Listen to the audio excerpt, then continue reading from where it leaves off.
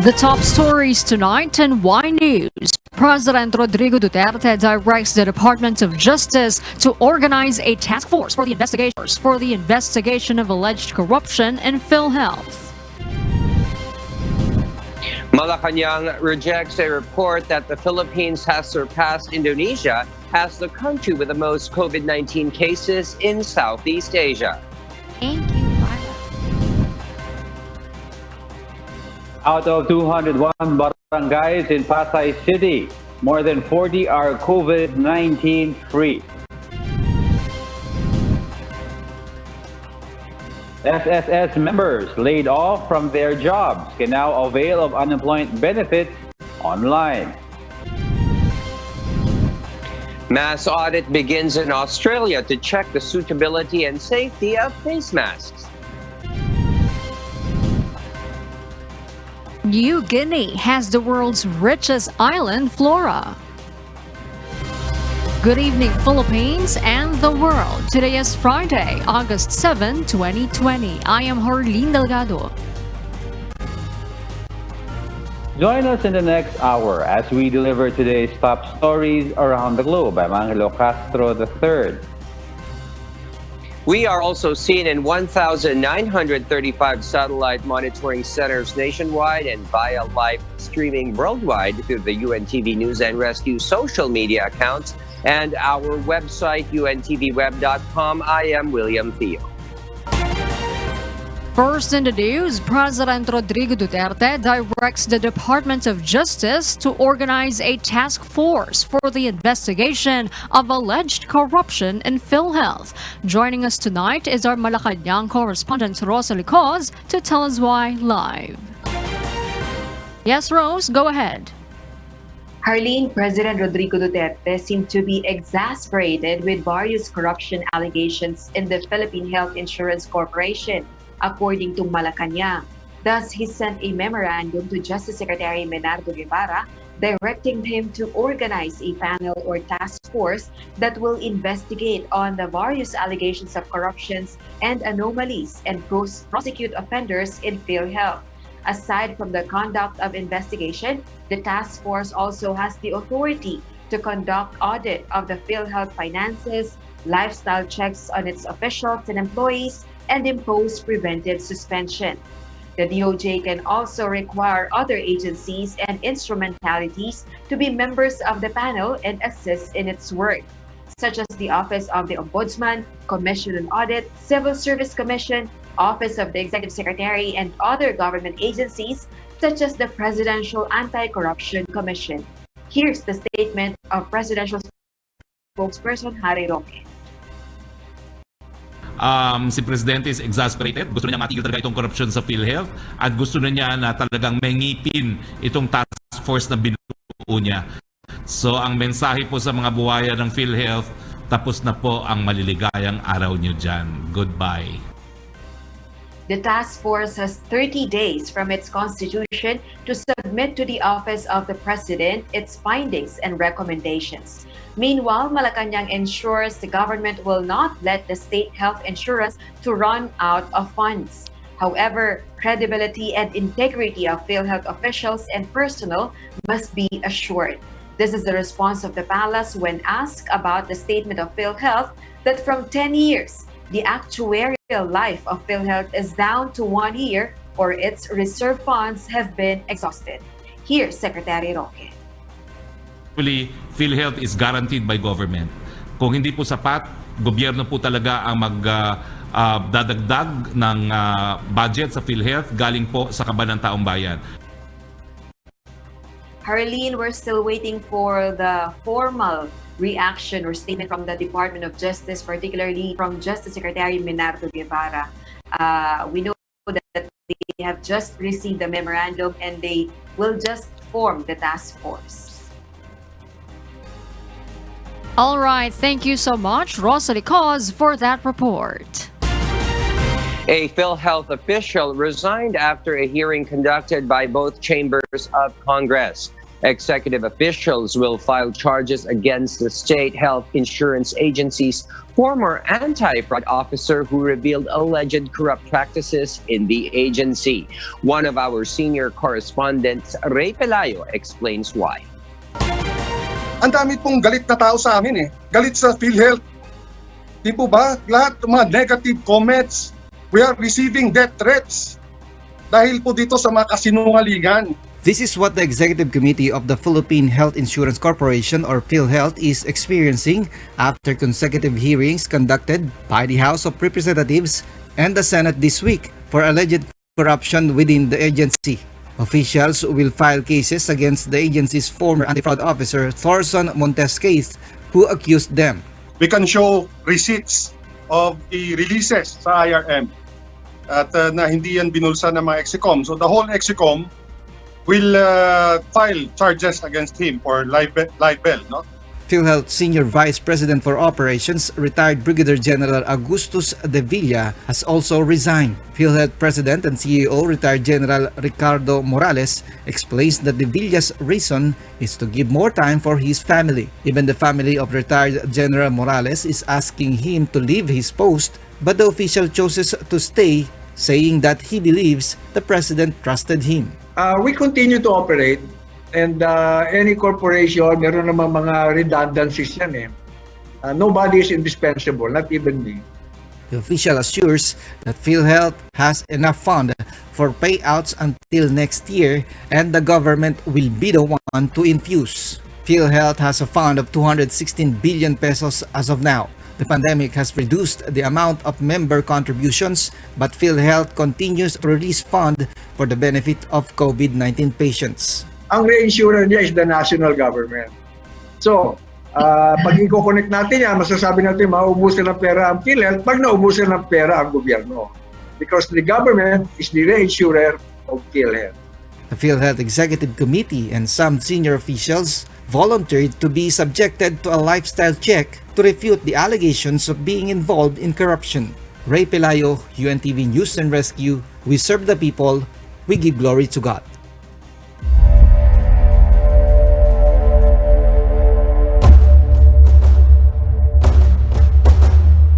Malacanang is not convinced that the number of cumulative confirmed COVID-19 cases in the Philippines has surpassed that of in Indonesia.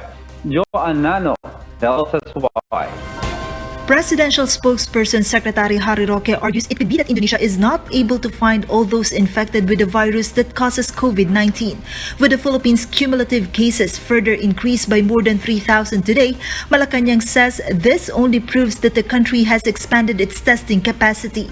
At kung titignan natin ang populasyon ng dalawang bansa, ang test na ating isinagawa na po relative to our population size is 1.5%. Ikumpara nyo naman po sa 0.34% ng Indonesia. Ibig sabihin po, dahil mas mainting ang ating pagtetest, hindi po totoo na mas maraming kaso tayo kaysa sa Indonesia.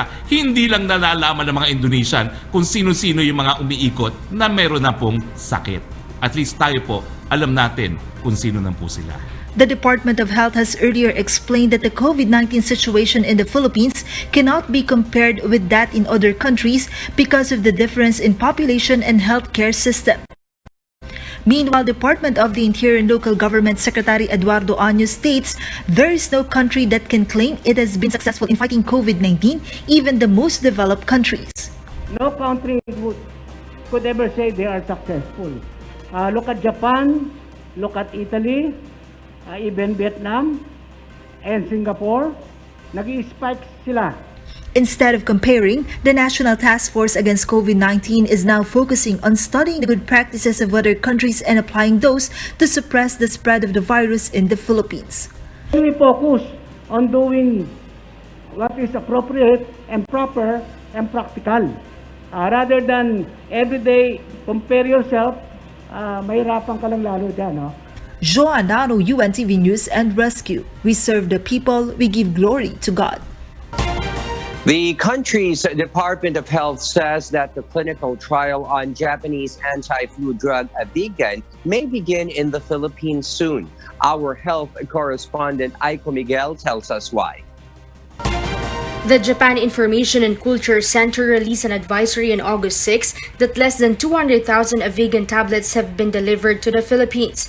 Japan Prime Minister Shinzo Abe has directly said before he would send supplies of Avigan for COVID-19 patients in various countries, including the Philippines. In Japan, the condition of a number of COVID-19 patients have improved after taking the anti-flu drug. The DOH also confirmed the arrival of the tablets. Avigan tablets were already received by the national government of the Philippines. This is a donation coming from the Japanese government wherein they have provided for 100 patients. Undersecretary Berheres said they are finalizing the necessary documents to begin the Avigan trial in the Philippines at the soonest possible time.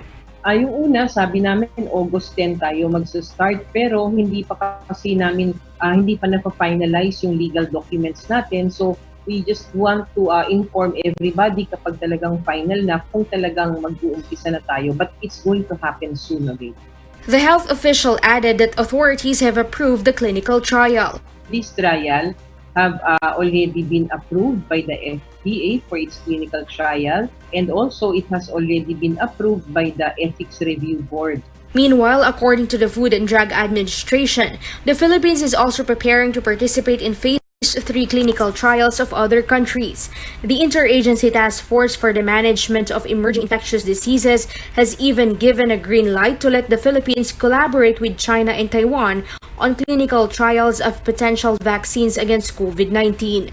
The collaboration includes a vaccine developed by the Chinese Academy of Science, Guangzhou Institute of Biomedicine and Health, Sinopharm, Wuhan Institute and Beijing Biological Institute, and another from Sinovac Biotech. The two vaccine developers from Taiwan are Adimmune Corporation and Academia Sinica. Aiko Miguel, UNTV News and Rescue. We serve the people, we give glory to God. Pasig City Mayor Vico Soto calls on Pasigueños to suggest a name for a molecular diagnostic laboratory nearing 100% operations. Mayor Soto revealed today the city has recently had difficulty or backlogs in testing, but with the new laboratory, that problem could be solved. The city now has ECLIA and PCR testing machines. The city mayor added the laboratories and machines can be used not only during the coronavirus pandemic, but also for other diseases like dengue and HIV. The laboratory is located at PCCH, or the Pasig City Children's Hospital. But Mayor Soto emphasized anyone who will suggest the name Vico Lab shall pay a fine of 500 pesos. And let's now take a closer look at the updated count of coronavirus cases around the world. The COVID-19 pandemic has now reached a total of more than 19 million confirmed cases in 188 countries, regions, and sovereignty.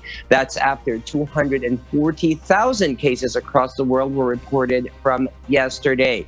The Americas account for more than 10 million cases, while Europe, the region with the second highest caseload, contributes more than 3.4 million cases.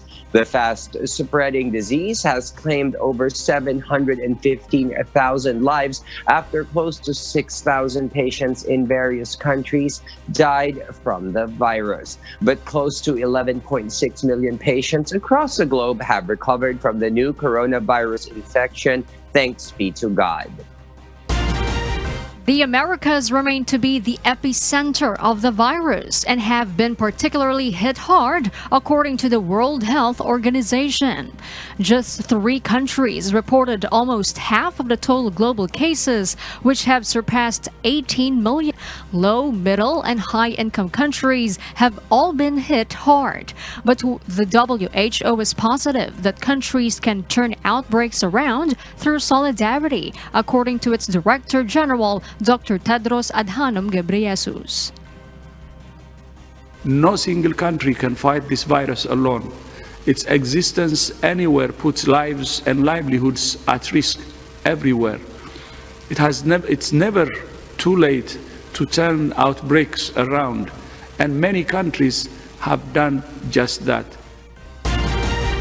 Meanwhile, the country's Department of Health says that 3,379 new cases were reported today, based on tests done by 89 out of 99 laboratories. The highest number of new cases were reported in the National Capital Region at 1,846, while Rizal and Laguna provinces recorded the second and third highest new cases, with less than 600 if combined. There are 53,734 total active cases as of today. Of those patients, 91.4% are in mild condition. Now, the total confirmed cases of coronavirus infection in the Philippines increases to almost 123,000. As of August 6, more than 1.57 million individuals in the country have been tested for SARS-CoV-2 infection. We have lost 24 more patients, but through our fervent prayers, medical interventions, and sacrifices of our medical frontliners, 96 more people have won their battle against the invisible enemy. That brings the total recoveries nationwide to 66,852. Thanks be to God. K-12 students in Valenzuela City will experience extensive discussion of their lessons next school year with their teachers online, and their parents can even join the class discussion. Dante Amento tells us why. As the Department of Education implements distance learning, the Division of City Schools in Valenzuela will conduct their class via live video streaming using Facebook. The Valenzuela City School of Mathematics and Science will be the broadcast center where teachers will deliver the lessons via live streaming. Technicians and moderators will assist the teachers to allow for smooth online classes. Dati kasi, modular lang muna kami kasi ang idea namin yung sa gadget eh. Pero nung inano namin sa city government, so nakita nila parang kulang yung module. So samahan natin ng FB Live. The students, on the other hand, will just watch and listen to the teacher's lecture using their gadgets. But a virtual community or group chat will be created as a venue for follow-up discussions of lessons between teachers and students. Parents may also join the group to assist their children. Sa class discussion room, doon naman po gagawin yung follow-up at saka yung pagpapalalim ng mga pinag-aralan at tinalakay doon sa FB Live. Every student will be required to create a portfolio of all their class activities to be used in their assessment.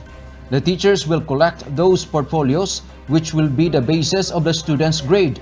The city government will provide all the equipment for the video streaming, including the studio setup. The Valenzuela city government has also promised to assist students who have no gadgets at home. About 136,000 students have enrolled in K-12 education in Valenzuela City for school year 2020-2021. Dante Amento, UNTV, News and Rescue. We serve the people. We give glory to God. Filipinos are currently in the 5th month of community quarantine brought about by the COVID-19 pandemic. And because of its impact in both health and economy, many of our kababayans have lost their jobs due to business closures. But for members of the Social Security System, or SSS, who have been laid off because of the pandemic, they can now apply for unemployment benefits right at the comfort of their homes. According to the SSS, all members who are employees, including overseas Filipino workers and house help who are involuntarily separated from employment due to company closure, retrenchment, and other reasons specified under the Labor Code of the Philippines, can avail of the benefit. Applicants should not be over 60 years old when involuntarily separated from their job, should have paid at least 36 monthly contributions, and did not receive unemployment benefits for the last 3 years before the month of involuntary separation. Ang benepisyo po ay up to 1 month salary credit. Actually, 2 months po kasi itong benepisyo na to. First month is 50% of the monthly salary credit. Second month is 50% din. Ito po yung katumbas ng kanilang hinuhulog buwan-buwan. Like for example, if you are paying the maximum 2,400, 20,000 monthly salary credit. So ibig sabihin, ang matatanggap nyo po ay 20,000. To apply online, just go to sss.gov.ph and log in to your my.sss account using your user ID and password. Find the e-Services tab and click the Apply for Unemployment Benefit Claim in the drop-down menu. Fill in details such as savings account, employment category, and company name. Once you submit an application, the SSS will send a notice email to your registered email address wherein you need to attach the electronic copy of your Certificate of Involuntary Separation from the Department of Labor and Employment or DOLE, which can also be applied online. Just go to the e-filing services and DOLE's official website wherein you have to submit the electronic copy of the Notice of Termination of Employment from your employer. The SSS reminds applicants to double-check the account number for the release of cash benefits to avoid further inconvenience. Also, ensure the correct and complete information and requirements in accomplishing the online application.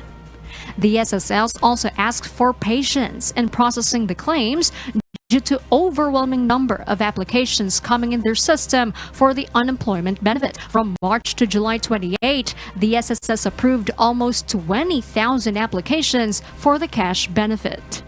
Humingi po kami ng pasensya muna dahil hindi ganun kabilis yung pagkikredit ng ating mga unemployment benefit. Pero pinoproseso po, dire-diretso po tayo ng process sapagkat napakalaki po ng volume ngayon. Kumbaga, unimaginable yung pumapasok na volume sa amin. Meanwhile, the Interagency Task Force Against COVID-19 allows the full operational capacity of the Department of Social Welfare and Development's partner financial service providers in MECQ areas. This is through IATF Resolution Number 61. The aim is to ensure the uninterrupted distribution of social amelioration to the most vulnerable sectors. Beneficiaries of the social amelioration are also not restricted. They will be allowed limited movement to avail of and receive the benefits. Ang lahat ng mga empleyado ng mga nasabing financial service providers ay pinapayagang gumalaw, umikot o bumiyahe para magampanan ang kanilang tungkulin. 1,000 angkas drivers will be deployed in 11 hospitals in Metro Manila to give free rides to the medical frontliners. And availing of a free angkas ride is easy. Lea Ilagan will tell us why. Medical frontliners who wish to get a free ride home on a motorcycle just need to present an ID. Joint Task Force Coronavirus Shield Commander, Police Lieutenant General Guillermo Eliasar said the angkas drivers who will be deployed will be on standby outside the hospitals. Itong ating mga health workers, probably sa umaga, okay pa yung biyahe nila, masigla pa. Pero after their shift, ito yung mga pagod na. So naka-standby sila doon para ihatid sila bahay. And after that, pwede may arrangement na sila susundok kinabukasan kung sakali. The drivers will be well compensated according to angkas group. So definitely po, i-compensate po natin sila. Marami po tayong mga partners na tumutulong din po sa angkas. So tulong-tulong po lahat, buong taong bayan po. Aside from providing free rides, Eliasar said 1,000 protective shields will be donated to medical frontliners to be used by relatives who have their own motorcycles and can transport them to and from work. It will be given doon sa mga health workers na sinasa priority doon sa kanila. Health workers at yung pamilya nila na merong motor. And through our police station, sila ngayon ang maghahanap o sila ang lalapitan para ma-distribute ito, the 1,000 shield. For his part, Interior Secretary Eduardo Año reiterates the importance of taking precautions even when riding a motorcycle while we are battling the pandemic. Again, kailangan dito, pag-aralan niyo yung issue. No? Sabi ko nga, walang problema sa expertise ng pagmamotor, expert kayo dyan. Pero sa pandemic, huwag mong sabihin eksperto ka. Pag-aralan mo muna. We are in the pandemic, and in pandemic, there is no normal. You have to adapt, dance, manage the virus. Very important. The bottom line, saving lives. Angkas Group also demonstrated the durability of their protective shields. Leia Ilagan, UNTV, News and Rescue. We serve the people, we give glory to God. The health department assures the country will not reach the point in which medical professionals will not have to choose if a patient will be saved or not be prioritized. Aiko Miguel explains why. Some countries in Europe are reportedly choosing who among the coronavirus patients will be saved or not, especially patients with severe conditions which medical professionals allegedly refuse to treat. Now, the Philippines Health Department allays public fears that this will happen in the country as COVID-19 cases continue to spike. Lahat ng pasyente na dadating sa ospital, kahit gano'n man kapuno yan, gagawa natin ng paraan ng gobyerno para sila ay ma-manage natin. But I don't think that we will go to that point where we are going to choose who leaves and who doesn't leave. Undersecretary Vergere added although hospitals are almost overwhelmed, it is not part of Filipinos' culture to neglect patients. Tayo man ay mapupuno dito sa Metro Manila, nakahanda na ang karatig ng mga regions natin to accommodate our patients. And I can promise this to you na kahit pa wala na talagang spasyo, gagawa tayo ng paraan para lahat ng pasyente natin ay mabibigyan ng appropriate care na kailangan nila. The DOH also reiterates it will hire additional healthcare workers from provinces. Their priority is to send them to the National Capital Region, Calabarzon, Cebu, and Central Luzon. However, the doctors to the barrios are worried because they will have to leave their posts in their provinces. They also fear they might be virus carriers when they return to the province. But the DOH says what must prevail is the commitment of medical professionals to their sworn duty. Ito opinion ko. Pumasok tayo sa gobyerno, pumasok tayo dito sa trabahong ito. Nag-aral tayo ng pagka-doktor. Sumumpa tayo na kapag kami mga ngailangan sa ating may sakit, tutulong tayo.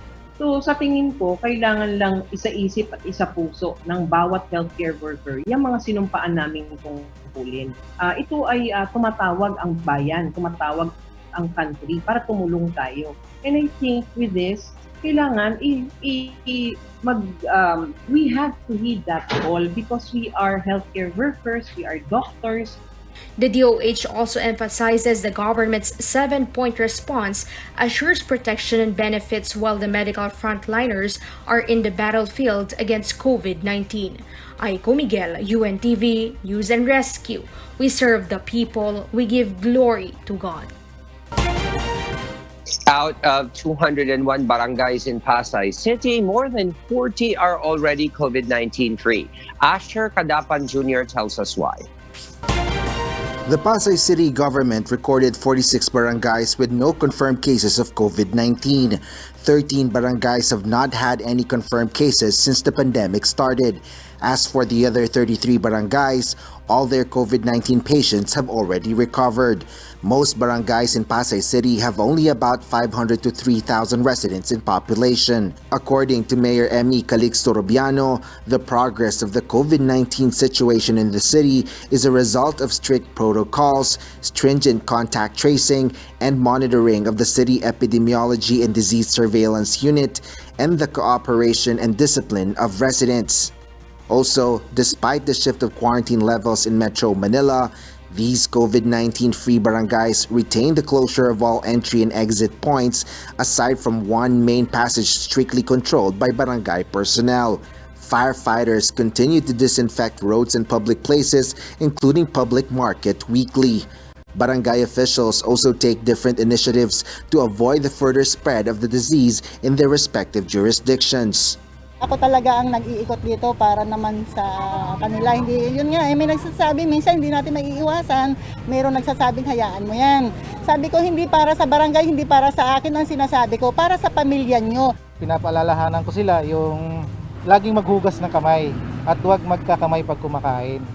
Residents, on the other hand, relentlessly observe all safety measures to play their part in this fight. Ako lang talaga lumalabas ng bahay. Mga anak ko since March 13 hindi sila lumalabas ng bahay. So yun, na-avoid namin yun. Aside doon, yun nga, disinfectant, ongoing yun everyday sa bahay namin. sa pamimigay ng mga alcohol, on time, mag-disinfectant sa aming barangay, kaya kami nagiging COVID-free. At maingat din kami pati. Hindi kami labas ng labas. As of August 6, Pasay City has a total of 2,246 confirmed cases. Asher Kadapan Jr., UNTV News and Rescue. We serve the people, we give glory to God. The price of face shields in Divisoria and Baclaran has increased following the increase of demand. Meanwhile, sellers admit they find it difficult to secure supplies of face shields. Vincent Arboleda will tell us why. The Department of Transportation has released an administrative order requiring all commuters who use any form of public transport to wear a face shield together with a face mask starting August 15. With the mandate from the government, many are now trying to buy face shields to ensure that they will follow the guidelines. With the sudden increase of demand, the prices of face shields in the local market have doubled. John D. was supposed to buy face shields so he could send them to the province, but was taken aback by the sudden price increase. 23 pesos nung Sabado lang, tapos ngayon biglang taas na. The current price of a face shield in Divisoria and Baclaran now ranges from 40 pesos to 65 pesos each. Due to the sudden price increase, according to Joey, a seller of face shields, customers no longer want to buy the product despite their need. Marami kaso lang nangangayaw din kasi mahal nga. Meanwhile, with the sudden demand for the product, even vendors find it difficult to secure enough supply for their customers. Rudy Iglesias accounts that if customers last week were buying by 50s or 100s, now customers are looking for thousands of face shields, prompting a dramatic decrease in supply. Sa ngayon mahirap po. Mahirap po talaga. Sa dami po naghahanap mula nung inano ng ating presidente na kailangan gumamit tayo ng ganito. Tess, an online seller, has also experienced difficulty in securing enough supply for her customers. Last week, supply is good pa, pero last night, sa Divisoria, nag-buy kami. Medyo sabi ng supplier is baka mahirapan na. John D. also had a hard time buying 5,000 pieces of face shield to be sent to the province and to Canada. Pahirapan na, hindi na ganun tulad ng dati na nagkalat lang. All the vendors and buyers the UNTV news team interviewed today attributed the sudden increase in demand to the directive of the government mandating the use of face shield when using public transport. Vincent Arboleda, UNTV News and Rescue. We serve the people. We give glory to God. Now, here's a glimpse of what's the weather like in parts of the country.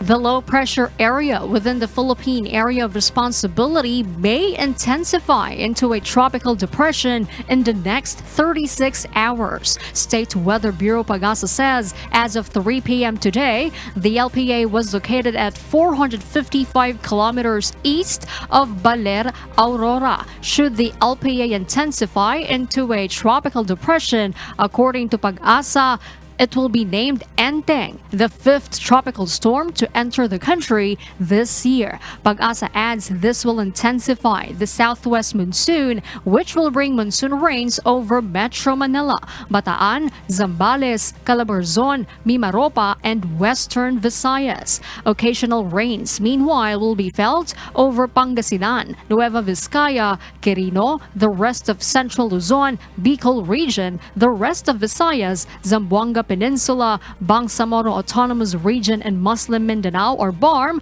and the northern Mindanao due to the trough of the LPA or the southwest monsoon. Meanwhile, the rest of Luzon and Mindanao will experience partly cloudy to cloudy skies with isolated rain showers brought about by the southwest monsoon or localized thunderstorms. Possible flash floods or landslides may occur during severe thunderstorms. No tropical cyclone advisory is issued. A senior citizen died and 2 other individuals sustained injuries as flood swept houses in Barangay Camuning, Quezon City this afternoon because of the heavy rainfall. According to the chairman of the barangay, around 13 families or 50 individuals have lost their homes located at Lagarian Creek due to non-stop rain. The affected residents are now staying inside the barangay hall as the Quezon City Disaster Risk Reduction and Management Council prepares their tents at a cover court. Interior Secretary has 5 names on his list of the possibly next Philippine National Police Chief. For a UNTV exclusive, our police correspondent Leah Ilagan details why.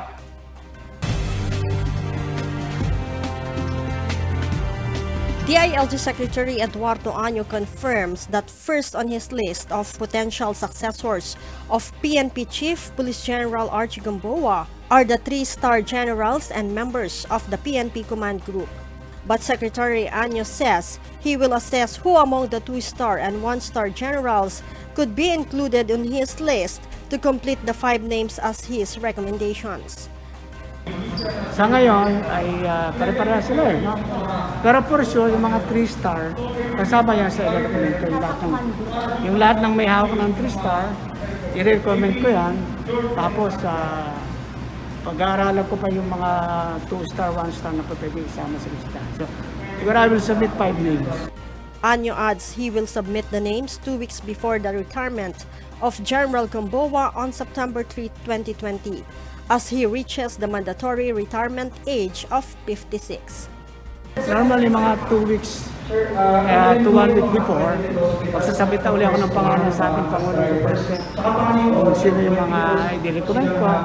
Pero ang ibig sabihin naman nun, ang Pangulong Duterte naman pwedeng pumili anybody from 1-star to the 3-star. Meanwhile, Secretary Año doesn't see General Gamboa extending his stint as the PNP chief. Palagay ko naman wala na siguro kasi bawal naman yung extension. So, we have to follow the law. Ang organization naman kasi dynamic, no? Naka-layout naman dyan yung direction, plans. Kahit naman sino yung umupo dyan, itutuloy lang naman niya yung program. The 3-star or lieutenant generals and members of the command group include Deputy Chief for Administration Police Lieutenant General Camilo Pancrasius Casculan from the Philippine Military Academy or PMA Sinagtala class of 1986. He will retire on November 10, 2020. Deputy Chief for Operations Police Lieutenant General Guillermo Eliazar from the PMA Hinirang class of 1987. He is set to retire on November 13 next year. Chief Directorial Staff Lieutenant General Cesar Hawthorne Binag from the PMA Hinirang class of 1987. He stays in active service until April 24, 2021. The names of some 2-star or major generals have also floated. One of them is Directorate for Operations Director Police Major General Emmanuel Licup from the PMA Hinirang class of 1987, who will retire on April 9, 2021, and Licup's Mista or Batchmate NCRPO Director Police Major General de Bolsinas, who will retire on May 8, 2021. The name of 1-star or Brigadier General Pro 4A or Calabarzon Director Police Brigadier General Vicente Danao Jr. is also circulating. He is from the PMA Sambisig class of 1991 and still has 2 more years in the service. Leah Ilagan, UNTV, News and Rescue. We serve the people, we give glory to God. And for the news abroad, here's Maria Latosa live from Perth, Australia. Good evening, Marielle. And what have you got for us today? Good evening, William. Australia begins a post-market review on masks. I will also tell you why the U.S. state of Hawaii will reimpose a mandatory 14-day quarantine for inter-island travelers. And our colleague from the USA will give us an update about the Atlantic hurricane season outlook. I will also tell you why U.S. President Donald Trump signs 2 orders against 2 Chinese mobile applications. Go ahead, Marielle. Please tell us why. Here in Australia, mass audit has started to check on the suitability and safety of face masks, which leads to hundreds of mask types withdrawn from Australia's Register of Therapeutic Goods. The Therapeutic Goods Administration, or TGA, is a regulating body for surgical or examination masks if these are considered medical devices. To be recognized as such, they should be intended to reduce or prevent transmission of disease and therefore must be included in the Register of Therapeutic Goods before they can be supplied. The review was triggered by images of masks and surgical gowns in Victorian and New South Wales hospitals showing Chinese characters, stating that protective personal equipment are not for medical use. As of yesterday, close to 300 types of masks have been removed from the register amid concerns that many do not meet regulatory standards and may even increase the spread of disease and infections, including COVID-19. The two ways a product can be cancelled from the register are voluntary cancellation by the sponsor or supplier or cancellation by the TGA. Most products were voluntarily cancelled by the sponsor, but it does not necessarily mean that it's subject to recall.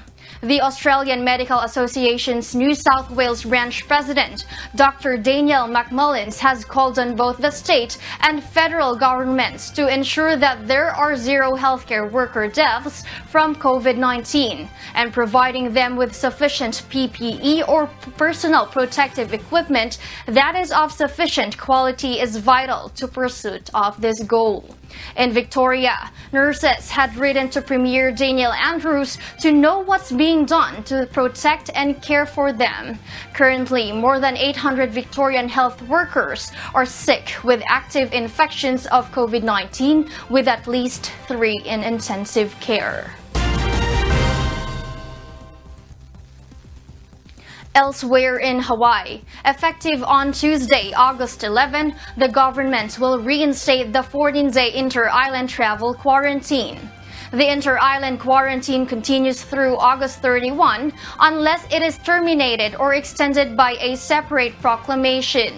Inter-island ticketed passengers are encouraged to visit the Hawaii Department of Health travel website to find the digital fillable travel and health form. Passengers with a temperature of 100.4 degrees Fahrenheit or 38 degrees Celsius or above are not allowed to fly. And beginning September 1, individuals traveling from out of state will be required to get valid COVID-19 test within 72 hours prior to their journeys. Travelers must also show proof of negative result for them to avoid the 14-day quarantine. Hawaii Governor David Ige announced on Thursday the Attorney General's office is finalizing an 11th emergency proclamation that the governor will sign before Tuesday, August 11. The proclamation is being issued in response to the recent resurgence of COVID-19 cases on Oahu, which is the result of large gatherings in uncontrolled environments. Hawaii authorities emphasize that all individuals, both residents and visitors, arriving from out of state to Hawaii are still subject to a mandatory 14-day self-quarantine. South Korean health authorities said today that Seoul will lift restrictions on arrivals from China's Hubei province, where the coronavirus was first registered in late 2019.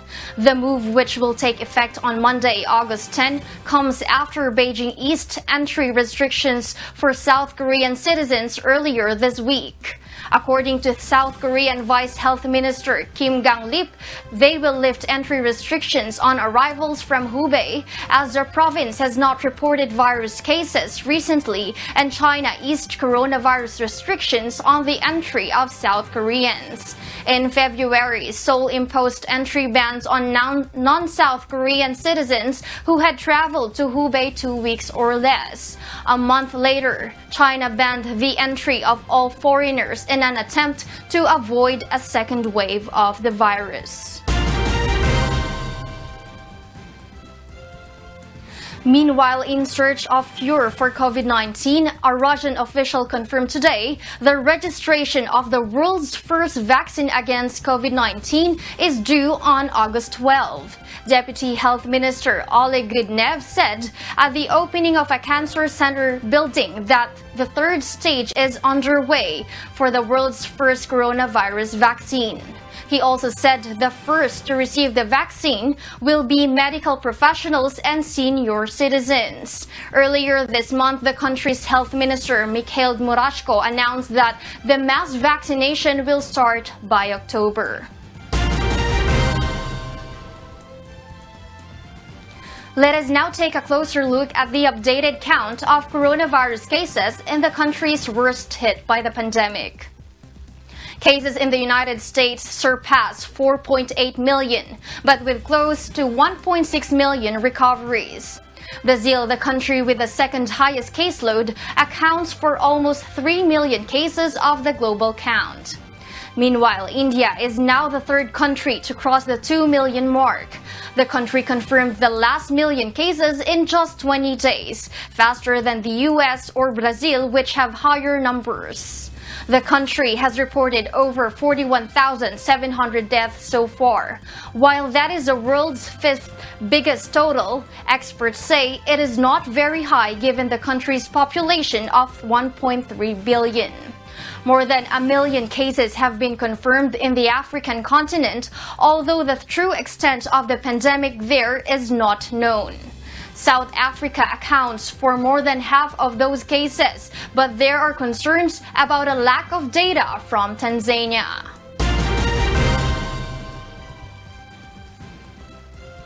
The U.S. National Oceanographic and Atmospheric Administration says the hurricane season this year will be more active than expected. James Bontuyan will tell us why. The National Oceanographic and Atmospheric Administration of the United States of America has released its updated hurricane season outlook. Based on their forecast, there is 85% chance of above normal activity compared to its May 21 prediction of a 60% chance. This means experts expect a more active hurricane season. As of July 30, 9 named storms have formed, and that's a record-breaking start. And possibly there could be 25 named storms based on the NOAA models on 2020 Atlantic hurricane season, the highest number predicted by NOAA. This year will be one of the stronger seasons on record according to experts. Recently, Hurricane Isaias hit several parts of the country, causing widespread landslides, storm surges, flooding, and massive power interruption, killing at least 5 people. Marielle? James, what is the weather like in your state or particularly in your area? Well, first up, Marielle, for those who are not so familiar with hurricanes and typhoons are actually the same weather phenomenon known as tropical cyclones. A hurricane is a tropical cyclone that occurs in the Atlantic Ocean and northeastern Pacific Ocean.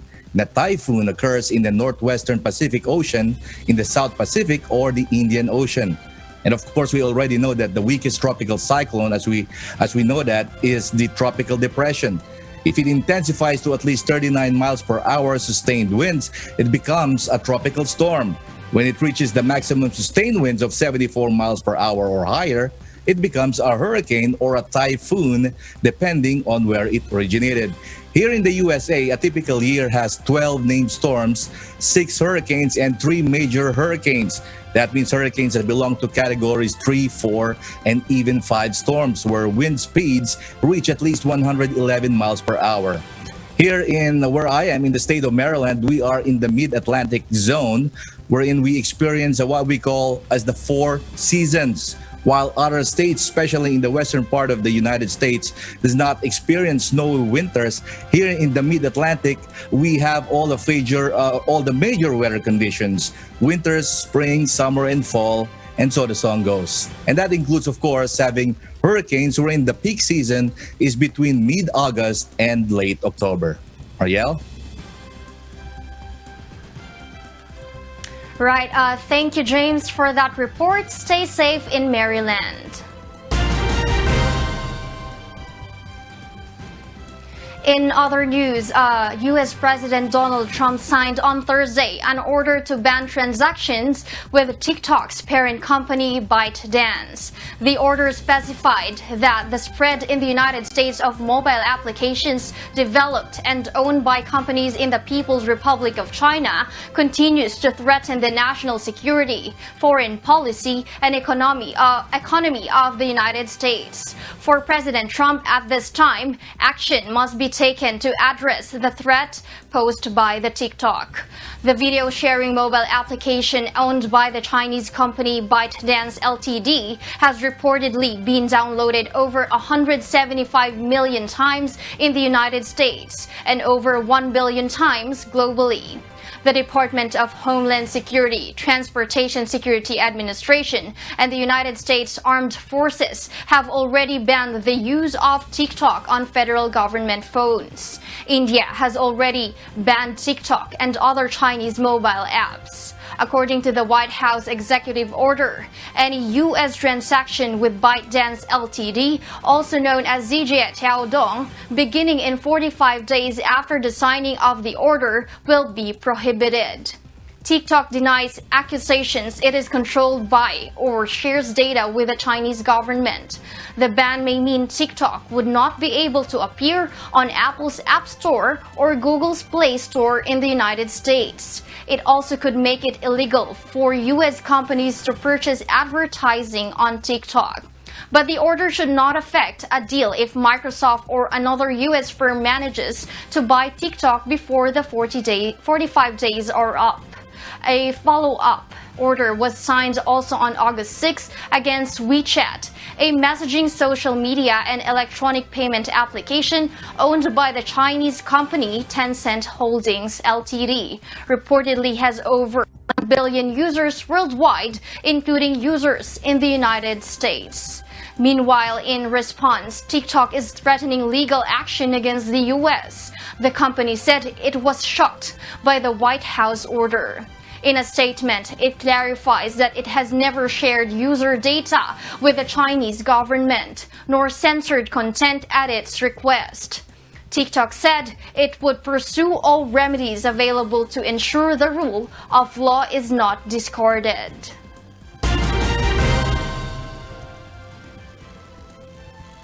And those are the reasons behind the news here in Australia and in other parts of the globe. Back to you, William.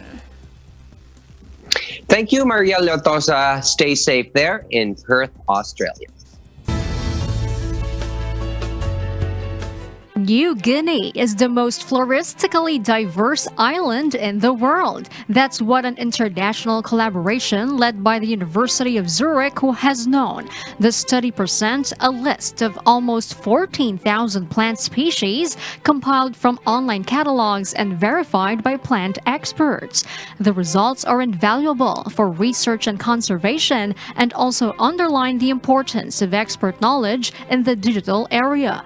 The resulting checklist contains 13,634 plants, demonstrating that New Guinea has the world's richest island flora, with about 20% more species than Madagascar or Borneo. According to researcher Rodrigo Camara Leret, their work demonstrates that international collaborative efforts using verified digital data can rapidly synthesize biodiversity information. He added such initiatives paved the way for the grand challenge of conserving the richest island flora of the world.